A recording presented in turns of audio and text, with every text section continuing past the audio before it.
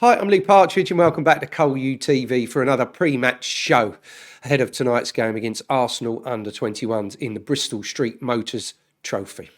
On the show this evening, we'll take a look back at our two previous games in this cup this season against MK Dons and Leyton Orient. We get the pre-match thoughts from Tom Smith, who is in the starting lineup this evening. But first, let's get Danny Cowley's pre-match thoughts.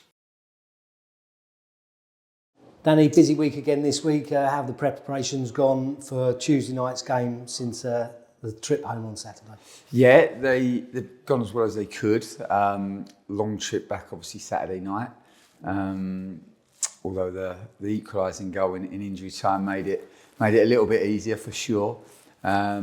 But no, long trip, recovery day yesterday just gave the boys an opportunity just to spend a little bit of time with their family, to recharge the batteries and do their regeneration work. And then, in this morning, taking the learning from Saturday's game and preparing, obviously, for an important game tomorrow night. And is it going to be like the other two games where you use the whole squad and make changes from the side that predominantly has been playing in the league? Well, I think first and foremost, it's a game that we want to win. We're clear on what we need to do to be able to progress to the next round, even though it's not that straightforward. We know that we play a very good Arsenal team. We have some of the best young players in the country. They have a very clear way of playing. They want to dominate the ball. They ask a lot of questions of you against the ball. And they have the technical ability within their group to be able to really speed it up. This will be a great challenge for us against the ball for sure.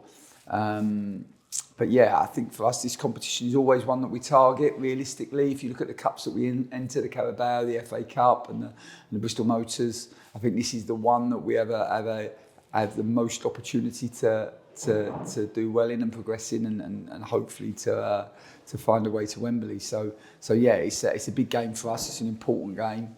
And I think, the performance on Saturday, we were pleased with a lot of elements of that. Pleased with the control that we had. Probably the most control that we've had away from home. I think just over 60% possession. I thought we looked a well-organised team against the ball.